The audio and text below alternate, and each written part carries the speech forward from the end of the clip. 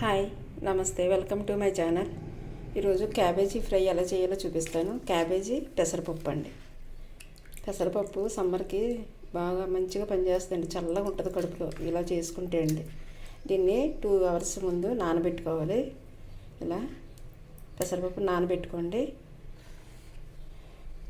తర్వాత క్యాబేజీని ఇలాగ చక్కగా చిన్న ముక్కలుగా తరిగేసుకోండి. ఎందుకంటే చిన్న ముక్కలు అయితే తొందరగా వేగుతుంది కూడా, బాగుంటుంది కూడా పంటికి. ఇట్లా తరిగి నేను ముందు క్యాబేజీని కడిగేసండి, ఉప్పు నీళ్ళతో కడిగేసి ఇలాగ తరిగి పెట్టుకున్నాను. తర్వాత ఎలా చేయాలనేది చూపిస్తాను.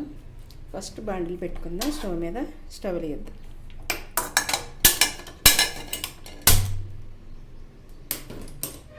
స్టవ్ వెలిగించినాక ఆయిల్ పోద్దామండి. కొంచెం వేడెక్కినాక గిన్నె ఆయిల్ పోద్దాం.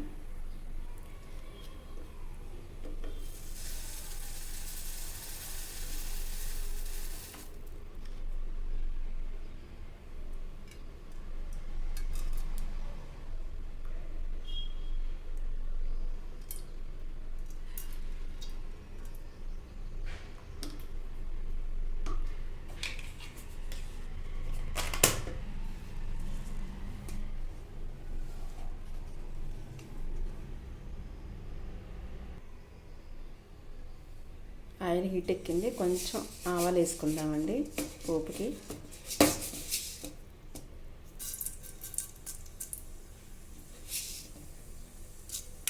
కొన్ని చాలు ఆవాలు.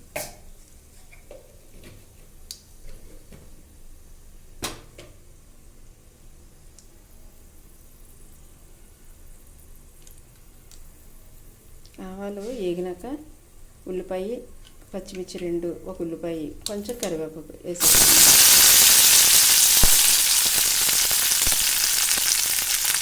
ఇంకా చక్కగా అలాగే వేసేసుకున్న తర్వాత వేగనిద్దామండి. మొత్తం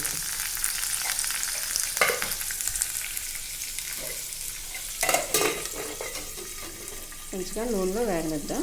ఉల్లిపాయ, పచ్చిమిర్చి, కరివేపాకు, ఆవాలు, కొంచెం పసుపు వేద్దాం. పసుపు, సాల్ట్ వేసుకుంటే తొందరగా వేగిపోతాయి. తర్వాత క్యాబేజీ ముక్కలు వేసినాక సాల్ట్ ఎక్కువ వేసుకుందాం. కొంచెం వేస్తున్నాను. ఓకే, సరిపోద్ది.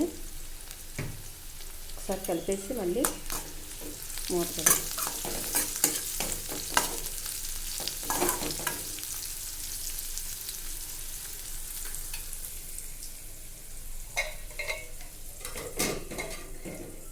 తర్వాత మీరు ఇవ్వండి, ఇట్లా ఒక వెల్లుల్లిపాయ తీసుకుని సన్నగా కట్ చేసి పెట్టుకోండి.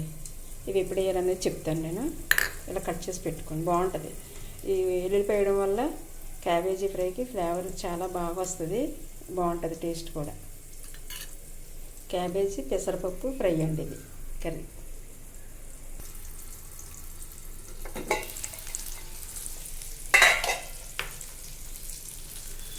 ఉల్లిపాయ, పచ్చిమిర్చి వేగినాయి కదండి, బాగానే వేగినాయి. చాలులో వేగితే సరిపోతాయి. ఇప్పుడు మనం ఈ పెసరపప్పు ఉంటుంది కదా, ఇది ఇందులో వేసేసుకుందాం.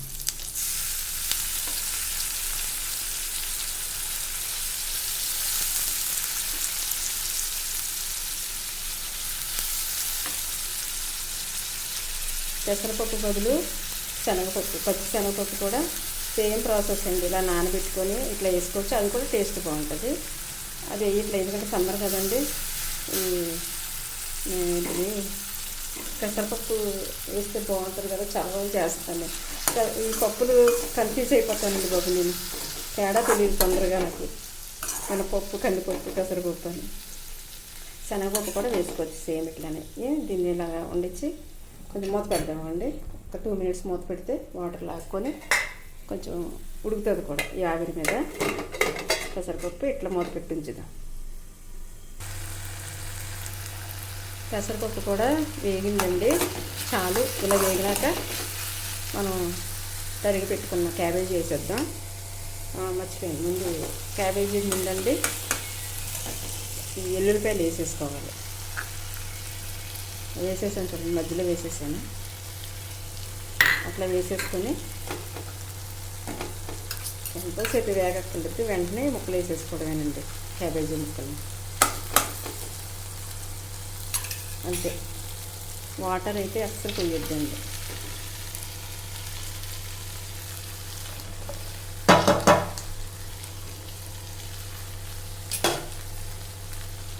దీంట్లో పసుపు ముందు వేసాము, చూసుకొని వేసుకోండి, ఎక్కువ అక్కర్లేదు. మరి ముందు వేసాం కదా.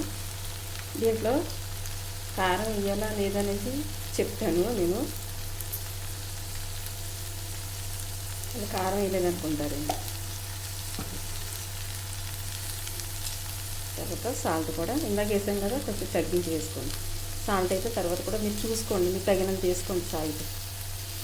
అంతేనండి, కలిపేసి చక్కగా కలిపి మీరు ఇలాగా పప్పు ఇదంతా కలిసేటట్టు ఇట్లా కలిపేసుకొని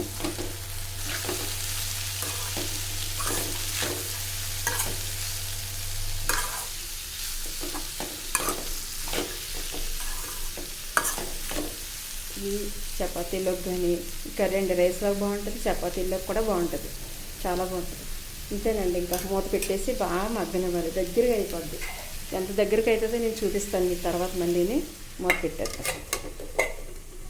అంతే, ఇట్లా మగ్గనివ్వాలి బాగా దగ్గరికి అండి. క్యాబేజీ ఫ్రై అయిపోయింది. కొత్తిమీర చల్లేసి పైన ఇంకా ఇదిగోండి అడుగు పడుతుంది చూసారు, అడుగు పట్టకుండానే దించేసుకోవాలి. అంతేనండి, స్టవ్ ఆఫ్ చేసేసుకోవడమే. ఇంకా మంచిగా దగ్గరగా అయిపోయింది. దీంట్లోకి రసం కానీ పప్పుచారు కానీ ఉంటే పక్కన బాగుంటుంది కూడా. నేను రసం చేస్తాను. అంతేనండి, క్యాబేజీ ఫ్రై అయిపోయినట్టే. నా వీడియో కనుక నచ్చినట్టయితే నా ఛానల్ని సబ్స్క్రైబ్ చేసుకోండి, లైక్ చేయండి, షేర్ చేయండి, బెల్ ఐకాన్ నొక్కండి. Okay friends, bye.